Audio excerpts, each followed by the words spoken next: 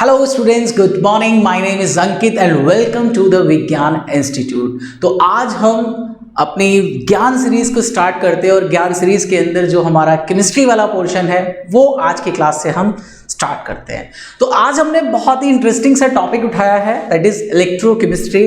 और ये जो इलेक्ट्रोकेमिस्ट्री है बेटा जी, इसे हम बहुत इंटरेस्टिंग तरीके से पढ़ेंगे और इसके जितने भी कॉन्सेप्ट हैं, जितने भी क्वेश्चंस हैं, या जहां भी जिस भी एग्जाम्स में इससे रिलेटेड क्वेश्चन आएंगे आपके 11-12 से रिलेटेड, चाहे वो जेईई मेंस की बात हो, नीट की बात हो, किसी भी एग्जाम्स की बात हो, आप उन क्वेश्चंस को बहुत अच्छे से कर सकते हैं। ये मेरा प्रॉमिस है आपसे।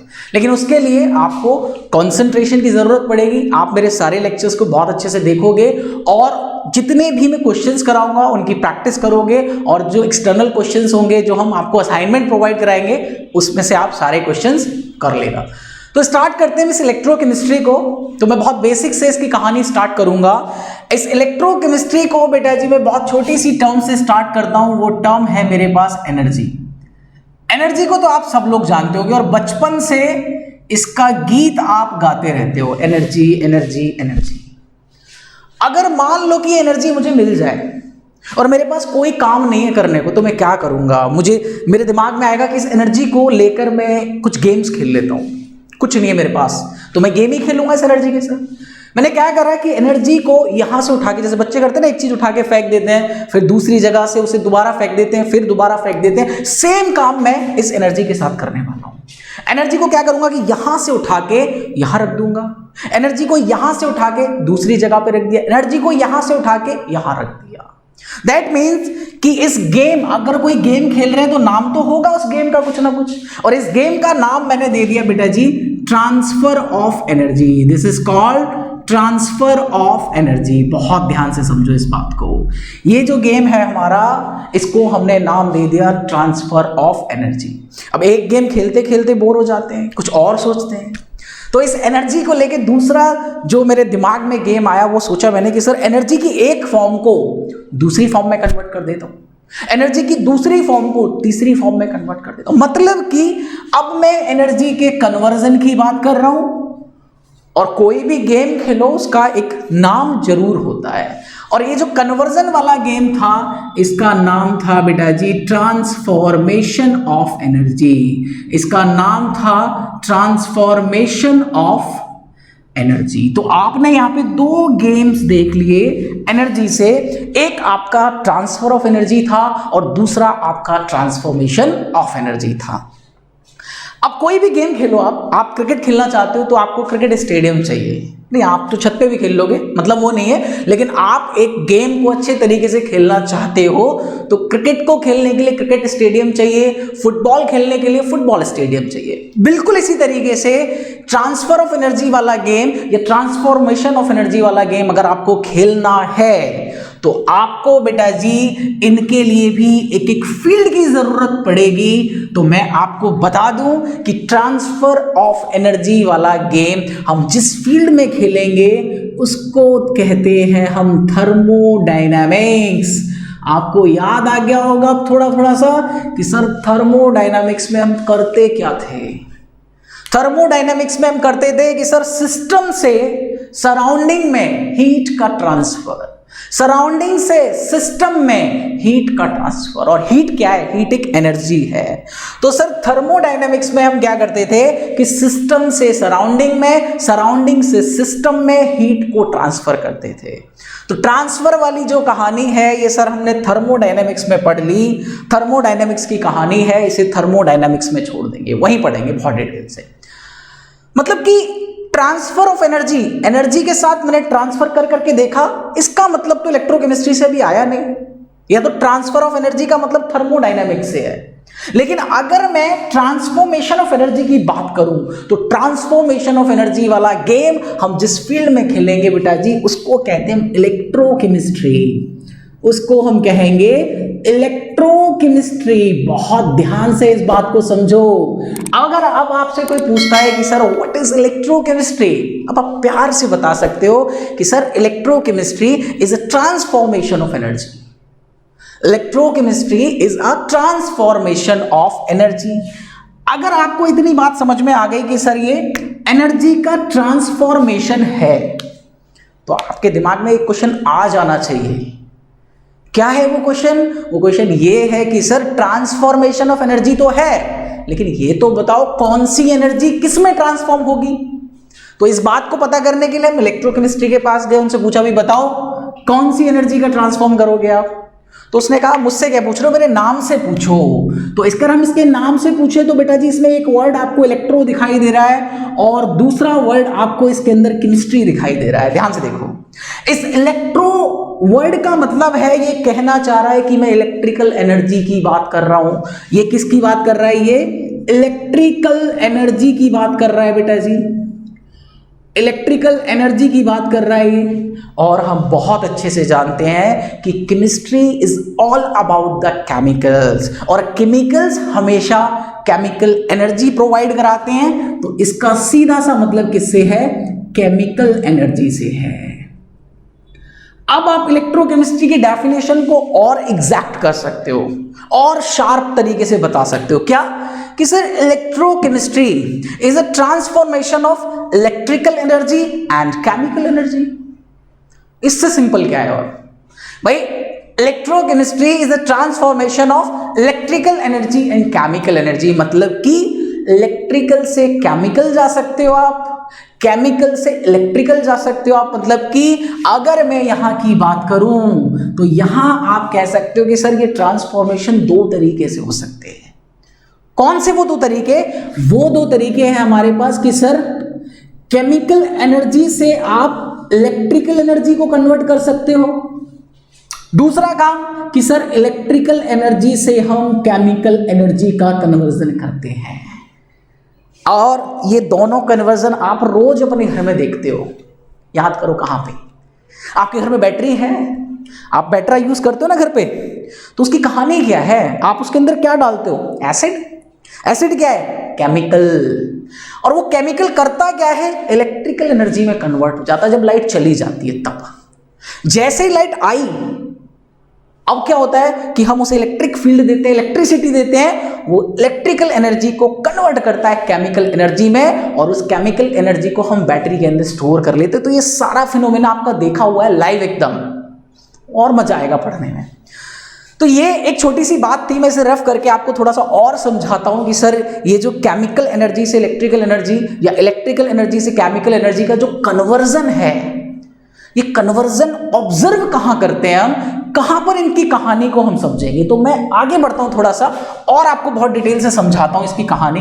बहुत ध्यान से देखो, हमारे पास है कि सर एक तो हम कर सकते हैं केमिकल एनर्जी को इलेक्ट्रिकल एनर्जी में कन्वर्ट, और दूसरा इलेक्ट्रिकल एनर्जी को केमिकल एनर्जी में कन्वर्ट। तो ये जितने भी कन्वर्जन्स हैं, ये जितने भी बेटा जी कन्वर्जन्स हैं, ये सारे के सारे कन्वर्जन्स हम इलेक्ट्रोकेमिकल शेल के अंदर करते हैं। ये इलेक्ट्रोकेमिकल शेल के अंदर हम करते हैं।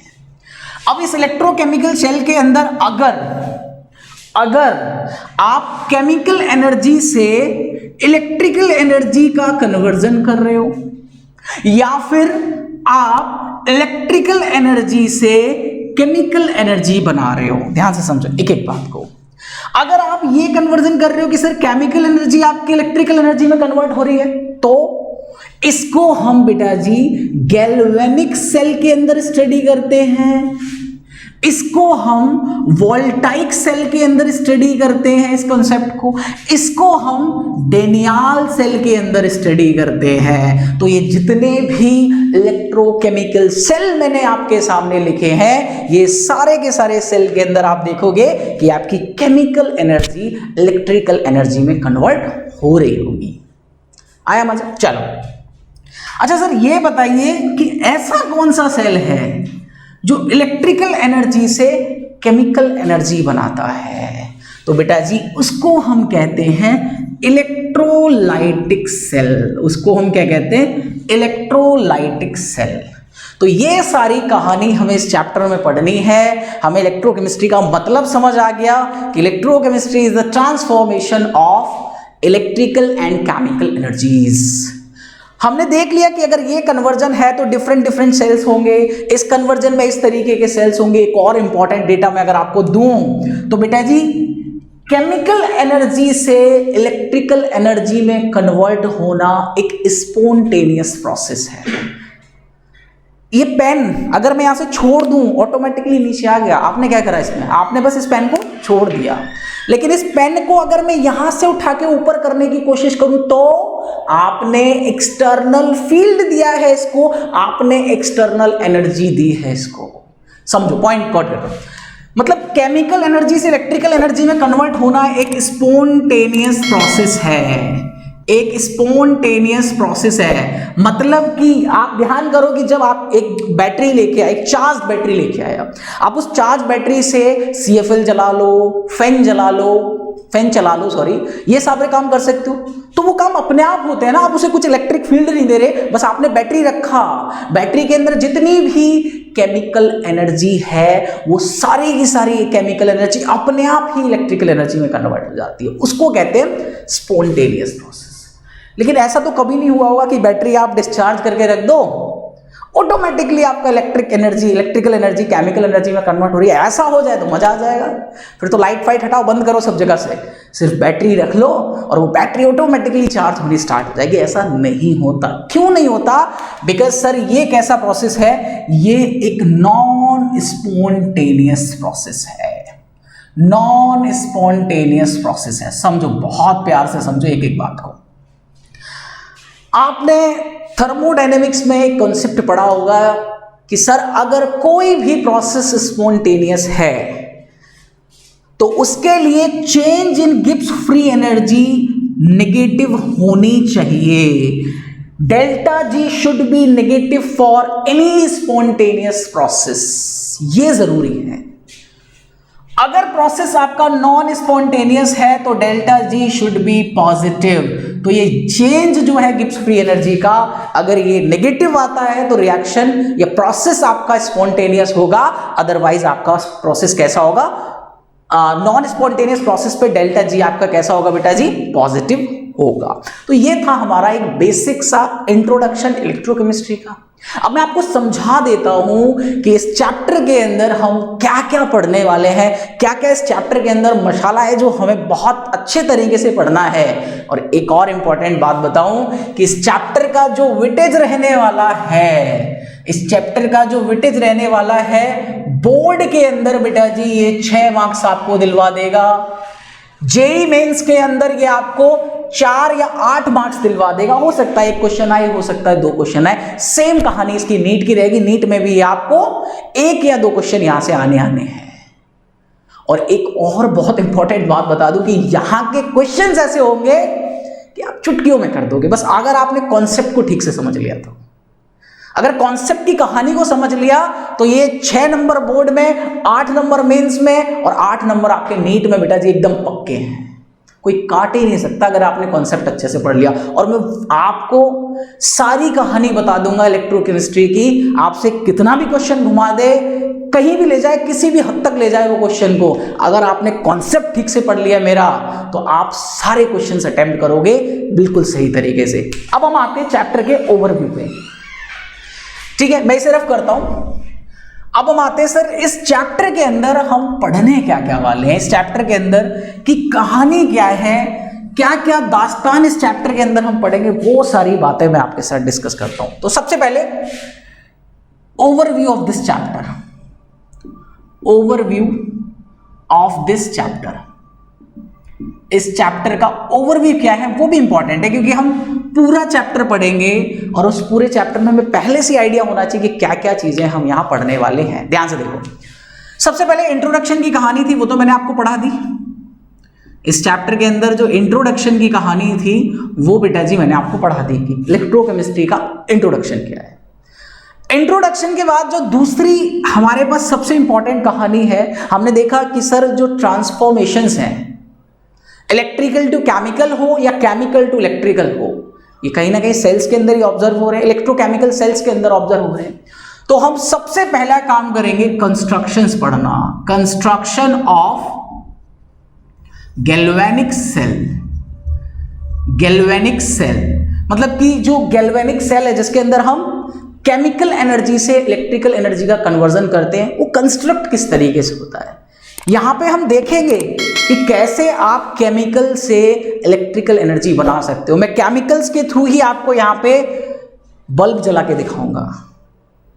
तो बड़ा इंटरेस्टिंग सा टॉपिक है कंस्ट्रक्शन ऑफ गैल्वेनिक सेल। जब हम इसका कंस्ट्रक्शन कर लेंगे फिर हम पढ़ेंगे representation of cell, representation of cell reaction, representation of cell reaction. जो भी आपकी एक सेल की रिएक्शन होगी, अब जरूरी नहीं है कि पूरा कंस्ट्रक्शन बना के दिखाएंगे। एग्जाम में क्वेश्चन आएगा वो पूरा कंस्ट्रक्शन बना के नहीं देगा आपको सेल का, वो क्या करेगा, उसको रिप्रेजेंट करने का एक तरीका बना रखा है, तो that is representation of cell reaction, वो हम पढ़ेंगे। जब रिप्रेजेंटेशन बेटा जी हम पढ़ लेंगे, उसके बाद हमारी कहानी होगी पोटेंशियल को पढ़ने की। उसके बाद हमारी कहानी होगी पोटेंशियल पढ़ने के लिए। यहां पे दो तरीके के पोटेंशियल हम पढ़ने वाले हैं सर। हम सबसे पहले पढ़ेंगे standard electrode potential. Electrode potential को समझेंगे कि इसकी कहानी क्या है। उसके बाद यहीं पर हम स्टैंडर्ड सेल पोटेंशियल की बात करेंगे, स्टैंडर्ड सेल पोटेंशियल की बात करेंगे। मैं आपको एक बहुत इंपॉर्टेंट बात बता दूं कि बेटा जी किसी भी सेल, अगर आपके पास एक सेल कंस्ट्रक्ट कर रहे हो आप, तो उस सेल के पास दो इलेक्ट्रोड्स होते हैं। तो वही है कि स्टैंडर्ड पहले इलेक्ट्रोड के पोटेंशियल की बात करेंगे। जब हम इलेक्ट्रोड का पोटेंशियल सीख जाएंगे फिर उसके बाद हम पूरे एंटायर सेल के पोटेंशियल की बात करेंगे। क्या होता है पोटेंशियल सीखेंगे। फिलहाल तो ये ओवरव्यू मैं आपको बता रहा हूं कि पढ़ाऊंगा क्या क्या मैं, ठीक है। जब हम इतनी बात कर लेंगे तो बेटा जी इसके बाद हम देखेंगे कि how to calculate the electrode potential. इसके बाद हमारा क्या होगा कि हाउ टू कैलकुलेट या how to determine the electrode potential, how to determine the electrode potential. Electrode potential को हम कैसे डिटरमाइन करेंगे यहां पे सीखेंगे। उसके बाद सेम कहानी यही हम किसके लिए करेंगे, यही हम सर सेल पोटेंशियल के लिए करेंगे। यही कहानी हम किसके लिए करेंगे, सेल पोटेंशियल के लिए करेंगे। समझो ध्यान से, मतलब कि पहले पोटेंशियल जानेंगे, पोटेंशियल है क्या, इलेक्ट्रोड का पोटेंशियल क्या है, सेल का पोटेंशियल क्या है। फिर सीखेंगे कि सर इलेक्ट्रोड का पोटेंशियल डिटरमाइन कैसे करेंगे, हम सेल का पोटेंशियल डिटरमाइन कैसे करेंगे, कैलकुलेट कैसे करेंगे। ये सारी की सारी कहानी किसकी है, स्टैंडर्ड इलेक्ट्रोड पोटेंशियल की।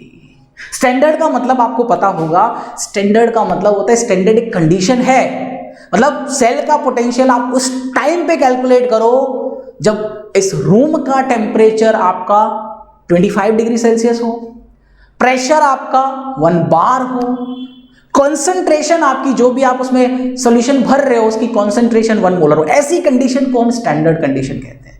लेकिन जरूरी नहीं है कि आपको हमेशा स्टैंडर्ड कंडीशन मिले।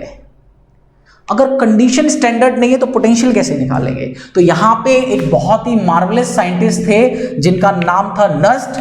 तो बेटा जी इसके बाद हम पढ़ेंगे नस्ट इक्वेशन, और नस्ट इक्वेशन आपको एक्चुअल में क्या बताती है, वो भी सेल पोटेंशियल ही कैलकुलेट करवाएगी, बट नॉन स्टैंडर्ड कंडीशन पे। ये भी क्या कैलकुलेट कराएगा, cell potential at non standard condition, non standard condition. समझो एक बात को, तो नस्ट इक्वेशन जो है वो हमारी सेल पोटेंशियल ही डिटरमाइन कराएगी, लेकिन नॉन स्टैंडर्ड कंडीशन पे। स्टैंडर्ड कंडीशन का डिटर्मिनेशन हम यहां पढ़ लेंगे, ठीक है।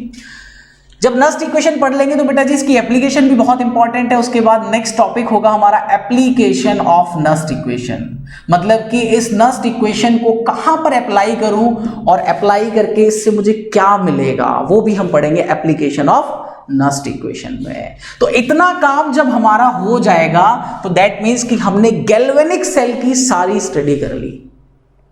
मतलब कि केमिकल एनर्जी से जो इलेक्ट्रिकल एनर्जी का कन्वर्जन है, उस कन्वर्जन के जितने भी प्रोसेस हैं, जितने भी उसके पॉइंट्स हैं, वो सारे के सारे पॉइंट्स आपके यहां पे खत्म हो जाएंगे। तो हमने ये सारी कहानी अपनी समझ ली। अब हम मूव करते हैं कि सर हम कैसे इलेक्ट्रिकल एनर्जी से केमिकल एनर्जी बनाएं, जो कि एक नॉन स्पॉन्टेनियस प्रोसेस है। उसमें हमको क्या क्या पढ़ना है। तो सबसे पहला काम तो वही होगा, construction of electrolytic cell, electrolytic cell. सबसे पहला काम तो बेटा जी यही होगा कि हम इलेक्ट्रोलाइटिक सेल को समझेंगे कि कैसे कंस्ट्रक्ट करते हैं, कैसे हम इलेक्ट्रिकल एनर्जी से केमिकल एनर्जी बना सकते हैं, यहां सीख लेंगे। जैसे ही हमारा इलेक्ट्रोलाइटिक सेल का कंस्ट्रक्शन हो जाएगा, इसके बाद हम इसको दो पार्ट में बांटेंगे। एक कहेंगे हम कि हम इलेक्ट्रोलाइटिक सेल का क्वालिटेटिव एनालिसिस पढ़ेंगे और एक बार उसका क्वांटिटेटिव एनालिसिस पढ़ेंगे। मैं इसका आप स्क्रीनशॉट ले लो। मैं इलेक्ट्रोकेमिकल सेल के अंदर जो आपका गैल्वेनिक सेल है उसका सिलेबस मैंने यहां लिख दिया, यही हमें पढ़ना है बहुत डिटेल से, कुछ भी नहीं छूटेगा।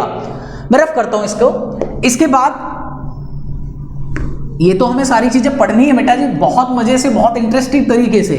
इसके बाद मैंने बताया कि हम क्या पढ़ेंगे, construction of electrolytic cell, construction of electrolytic cell पढ़ेंगे बेटा जी। और इसको पढ़ने के बाद हम इसमें दो चीजें, दो तरीके से मैं डिवाइड कर रहा हूं इलेक्ट्रोलाइटिक सेल को। इलेक्ट्रोलाइटिक सेल का एक बार हम बेटा जी क्वालिटेटिव एनालिसिस करेंगे, और दूसरी बार हम इसका क्वांटिटेटिव एनालिसिस करेंगे। दूसरी बार जो पढ़ने वाले हैं वो हमारे पास क्वांटिटेटिव एनालिसिस है, वो हमारे पास क्या है, क्वांटिटेटिव एनालिसिस। सर क्या होता है ये? क्वालिटेटिव एनालिसिस में हम ये देखते हैं कि सर जो इलेक्ट्रिकल एनर्जी को हम केमिकल एनर्जी बनाने में यूज कर रहे हैं, तो केमिकल एनर्जी से आपके कुछ केमिकल्स बन रहे होंगे। कौन से केमिकल्स बनेंगे, कहां बनेंगे, सिर्फ ये पता करेंगे हम किसके अंदर, क्वालिटेटिव एनालिसिस के अंदर। और इसके अंदर जो मोस्ट इंपॉर्टेंट टॉपिक हमारा रहने वाला है, मोस्ट इंपॉर्टेंट टॉपिक जो है बेटा जी, वो है प्रोडक्ट ऑफ इलेक्ट्रोलिसिस। यहां पे कहानी होगी आपकी किसकी, प्रोडक्ट ऑफ इलेक्ट्रोलिसिस। यहां पे कहानी होगी हमारी प्रोडक्ट ऑफ इलेक्ट्रोलिसिस की। समझ में आई कहानी कुछ? चलो अब सर क्वांटिटेटिव एनालिसिस का क्या मतलब है? क्वालिटेटिव में तो समझ में आ गया कि कौन सा प्रोडक्ट बनेगा, प्रोडक्ट में कौन सा कंपाउंड बनेगा, लेकिन क्वांटिटेटिव एनालिसिस में हम उसकी क्वांटिटी की बात करेंगे। जो प्रोडक्ट आपका बना उसका अमाउंट कितना है, कितनी आपने इलेक्ट्रिक करंट उसको दिया, ये सारी कैलकुलेशन किसके अंदर होंगी, क्वांटिटेटिव एनालिसिस के अंदर। और इसको कैलकुलेट करने के लिए एक बहुत इंपॉर्टेंट कहानी है, एक बहुत इंपॉर्टेंट किस्सा होगा जिसको हम नाम देते हैं फैराडेज लॉ मतलब माइकल फैराडे सर ने उनको कैलकुलेट करने के लिए अपने कुछ नियम बना दिए, कुछ लॉज बना दिए जो हमें पढ़ने हैं। उनके दो लॉज हैं, Faraday's first law, Faraday's second law. इन दोनों लॉज के रेफरेंस से, इन दोनों लॉज की हेल्प से आप इलेक्ट्रोलाइटिक सेल के अंदर जो प्रोडक्ट बन रहे हैं उनकी पूरी कहानी की क्वांटिटी आपको समझा देंगे। तो ये था हमारे पास कंस्ट्रक्शन ऑफ इलेक्ट्रोलाइटिक सेल। तो इलेक्ट्रोलाइटिक सेल में अगर इतनी कहानी हमने पढ़ ली तो हमारा काम एकदम बिंदास हो जाएगा और आप सारे क्वेश्चंस अटेम्प्ट कर लोगे। अब इसका तीसरा एक और पोर्शन रह जाता है बेटा जी। तीसरा एक और पोर्शन है इस चैप्टर का, काफी बड़ा चैप्टर है ये, है ना, लेकिन पढ़ेंगे सब कुछ और वो भी डिटेल से, छूटने वाला नहीं है कुछ भी, बहुत डिटेल से पढ़ेंगे। अब देखो ये हमने कंस्ट्रक्शन ऑफ इलेक्ट्रोलाइटिक सेल, उसका क्वांटिटेटिव एनालिसिस कर लिया, उसका क्वालिटेटिव एनालिसिस कर लिया, आपका काम हो गया। इसके बाद हमारा क्या है, स्टोरी ऑफ कंडक्टिविटी। यहां से शुरू हो जाएगी आपकी कंडक्टिविटी की स्टोरी, क्योंकि जो भी इलेक्ट्रोलाइटिक सेल आप लोगे उसके अंदर जो इलेक्ट्रोलाइटिक सॉल्यूशन होगा, इलेक्ट्रोलाइटिक सॉल्यूशन की कंडक्टिविटी की जो स्टोरी होगी, इलेक्ट्रोलाइटिक सॉल्यूशन की कंडक्टिविटी की जो स्टोरी होगी वह यहां हम समझेंगे। तो यहां पे कुछ टर्म्स में सबसे पहले आपके सामने एक्सप्लेन करूंगा कि कंडक्टेंस क्या है, पहले मैं समझाऊंगा रेजिस्टेंस क्या है, रेजिस्टेंस में आपको मैं समझाऊंगा रेजिस्टिविटी की कहानी क्या है, रेजिस्टिविटी को हम क्या कहते हैं, रेजिस्टिविटी को हम स्पेसिफिक रेजिस्टेंस भी कहते हैं, पूरी डिटेल कहानी। उसके बाद हम देखेंगे कि सर कंडक्टेंस का क्या मतलब होता है, कंडक्टेंस के बाद हम समझेंगे कंडक्टिविटी, मतलब कि अगर मुझे कंडक्टिविटी तक पहुंचना है तो रेजिस्टेंस की हेल्प लेनी पड़ेगी, बिकॉज हमारे पास कोई इस दुनिया में डायरेक्ट मेथड नहीं है कंडक्टिविटी कैलकुलेट करने का। हमारे पास मैटर जो है, हमारे पास एक्सपेरिमेंट जो है वो रेजिस्टिविटी कैलकुलेट करने का है। वो मीटर स्टोन ब्रिज एक्सपेरिमेंट आपने सुना होगा। व्हीट स्टोन ब्रिज एक्सपेरिमेंट है, जैसे मीटर ब्रिज एक्सपेरिमेंट भी कहते हैं, 12th क्लास फिजिक्स में आपका एक्सपेरिमेंट ये। तो उसके थ्रू हम रेजिस्टेंस कैलकुलेट करेंगे और हम जानते हैं कि रेजिस्टेंस का रेसिप्रोकल कंडक्टेंस है, तो कुछ हद तक हम यहां तक पहुंच जाएंगे। पूरे एक्सपेरिमेंट हम बहुत डिटेल से देखेंगे। इसके बाद जब हमारी ये कहानी हो जाएगी कि सर रेजिस्टेंस समझ गए, कंडक्टेंस समझ गए, कंडक्टिविटी समझ गए, रेजिस्टिविटी समझ गए, इसके बाद एक और इंपॉर्टेंट टर्म आएगी जिसको नाम देंगे हम मोलर कंडक्टिविटी, जिसको नाम दिया बेटा जी हमने मोलर कंडक्टिविटी। मोलर कंडक्टिविटी ये सब समझेंगे हम, ये सब की कहानी क्या है। पहले इनको डिफाइन करेंगे, इनके फॉर्मूले जनरेट करेंगे, जो कि कोई क्वेश्चन आया आराम से निकाल दो। मोलर कंडक्टिविटी क्या है, रेजिस्टेंस क्या है, कंडक्टेंस क्या है, सब कुछ चुटकियों में निकालोगे आप। जब ये सारा पोर्शन हो जाएगा, जब हम सीख जाएंगे इन सारी टर्म्स को, उसके बाद बात करेंगे सर डिल्यूशन की। हम ये इंपॉर्टेंट पोर्शन ये आपका डिल्यूशन की बात करेंगे हम। मतलब कि अगर मैं किसी इलेक्ट्रोलाइटिक सॉल्यूशन के अंदर पानी डाल दूं, डाइल्यूट कर दूं उसे, तो डाइल्यूट करने पर रेजिस्टेंस पे क्या फर्क पड़ेगा, रेजिस्टिविटी पे क्या फर्क पड़ेगा, कंडक्टिविटी पर क्या फर्क पड़ेगा, मोलर कंडक्टिविटी पर क्या फर्क पड़ेगा, ये हमको देखना है। हम ये देखेंगे कि सर डाइल्यूशन करने पर इन सारे फैक्टर्स पर क्या अफेक्ट होने वाला है, वो समझेंगे। इसके बाद एक और बहुत इंपॉर्टेंट टॉपिक होगा आपका dilution eight infinite volume. Eight infinite volume मतलब पहले तो आप थोड़ा थोड़ा सा डाइल्यूट करके देख रहे थे कि क्या क्या चेंजेस आने वाले हैं, लेकिन यहां आप इनफाइनाइट डाइल्यूशन करोगे तब देखोगे कि सर इन सारी टर्म्स पर क्या फर्क पड़ रहा है। और इनफाइनाइट डाइल्यूशन का मतलब क्या होता है ये भी मैं समझाऊंगा। इनफाइनाइट का मतलब ये नहीं कि आप डाइल्यूट करते रहो, जितना भी पानी है इस दुनिया के अंदर सब डाल दो, उसको डाइल्यूट नहीं कहेंगे, उसको हम इनफाइनाइट नहीं कहेंगे। इनफाइनाइट का मतलब मैं यहां समझाऊंगा कि सर हमारे लिए इनफाइनाइट का मतलब क्या है। इसके बाद जब डाइल्यूशन की कहानी आएगी तो यहाँ पे बेटा जी बहुत सारे क्वेश्चंस राइज हो जाएंगे, और उन क्वेश्चंस को संभालने के लिए एक बहुत इंपॉर्टेंट हमारे पास कॉन्सेप्ट है, वो है बेटा जी कॉलरासिस लॉ।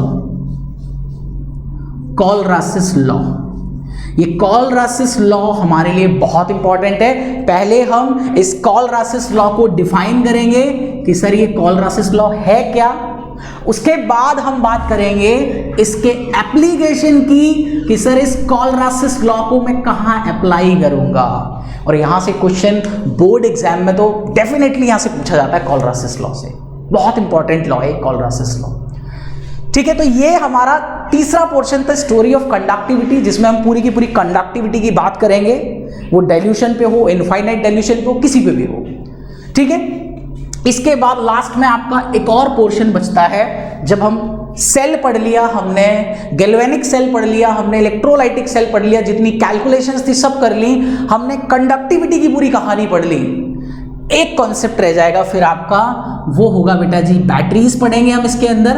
हालांकि बोर्ड एग्जाम में इस बार बैटरीज डिलीटेड है। ठीक है, बैटरीज के बाद हमारा एक और टॉपिक है, हमारे कुछ टाइप के डिफरेंट टाइप के कुछ और सेल्स होते हैं, उनका डिस्कशन करेंगे हम। डिफरेंट टाइप के कुछ सेल्स होंगे, जैसे फ्यूल सेल है ना, ड्राई सेल होता है हमारे पास, उन सब का डिस्कशन है। और हमारे पास एक और टॉपिक है जिसको हम कहते हैं कोरेजन, तो ये टॉपिक और हम पढ़ेंगे। इसके साथ साथ हमारी इलेक्ट्रोकेमिस्ट्री खत्म हो जाएगी। ये वाला टॉपिक, ये जो टॉपिक्स लिखे हैं ये आपके बोर्ड में डिलीटेड है, इस बार बोर्ड एग्जाम में डिलीटेड है, ये आपको नहीं पढ़ने, डिलीटेड है। ठीक है, तो ये देख लेंगे इनके बारे में जो भी करना है ना। तो ये सारी चीजें हमें बहुत डिटेल से पढ़नी है। कंस्ट्रक्शन ऑफ गैल्वेनिक सेल बहुत डिटेल से पढ़ेंगे कि उसकी बिल्कुल डेप्थ से लेके आएंगे कि वो स्टार्ट कहाँ से हुआ, दिमाग में आया कैसे साइंटिस्ट के, कि क्या है। सेम कहानी इलेक्ट्रोलाइटिक सेल पे, और फिर उसके बाद स्टोरी ऑफ कंडक्टिविटी, पूरी स्टोरी पढ़ेंगे कि कैसे कैसे क्या क्या कहानी आई थी।